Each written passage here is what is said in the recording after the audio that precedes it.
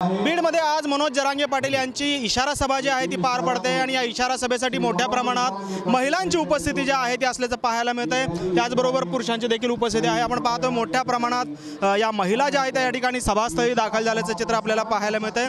मात्र यामध्ये सर्वात महत्त्वाची गोष्ट म्हणजे मुस्लिम महिला देखील या संपूर्ण सभेमध्ये ज्या आहेत त्या आलेल्या आपल्याला पाहायला मिळतंय। खरं तर आपण त्यांच्याशी संवाद साधूयात। भाभी, कहाँ से आप आई है और मोर्चा में आप शामिल हुई है, क्या आपकी राय है? मी बीडूनच आलेले आहे। मी आदरणीय पवार साहेब आणि आदरणीय सुप्रियाताई यांचे कार्यकर्ते आहे आणि बीडमधून संदीप भैया क्षीरसागर यांच्या नेतृत्वाखाली काम करते। मी बीड जिल्हा सरचिटणीस आहे राष्ट्रवादीचे आणि मला असं म्हणायचं आहे की भाऊ जे काम करते ते अगदी खरोखर बरोबर आहे।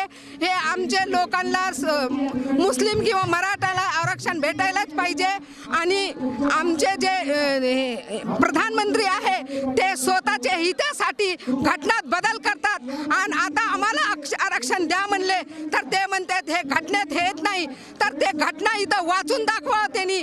ते घटनेत काय आहे, का बदल होत नाही, त्यांच्या हितासाठी ते घटना बदलतात आणि आमचे एवढे मराठा बांधवांना रस्त्यावर आणतात। ते त्यांचं काम आहे आम्हाला पण आरक्षण द्यायला।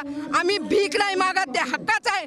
मुस्लिम आरक्षण असू द्या, मराठा आरक्षण असू द्या, कुंभी प्रमाणपत्र असू द्या, हे सगळे शेतकरी लोक दिवस रात्रंदिवस एक करून शेतकरी लोक मेहनत करतात तेव्हा आपण जगतात। जर हे शेतकरी लोकांनी मेहनत केली नसती तर आपल्याला काय खायला भेटलं असतं। हे असं माझं म्हणणं आहे की हे आरक्षण भेटायलाच पाहिजे। हे तिघाडी सरकार, एकनाथ शिंदे साहेब, फडणवीस साहेब आणि आता आलेले नवीन आमचे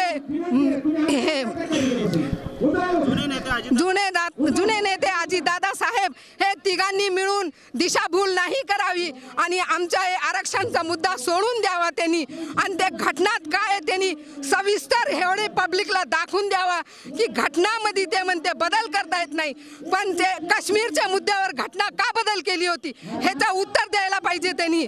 आणि प्रधानमंत्री स्वतःच्या हितासाठी जे करतात ते खरं आहे का? मला नाही वाटत ते खरं करतात। एव्हा मशीन वापरतात आणि स्वतःच्या हितासाठी समाजाच्या पाठिंब्यासाठी आज तुम्ही इथं आलेला आहात। कसा पाठिंबा आपण दर्शवताय त्यांना?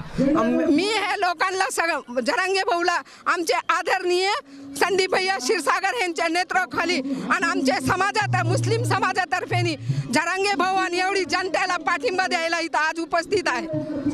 आपण पाहतोय की खरं तर मुस्लिम महिला ज्या आहेत या ठिकाणी पाठिंबा देण्यासाठी या ठिकाणी दाखल झाल्याचं आपल्याला पाहायला मिळतंय। कॅमेरामॅन विनोद नाबादकर सह सागर सुरवसे, TV9 मराठी, बीड।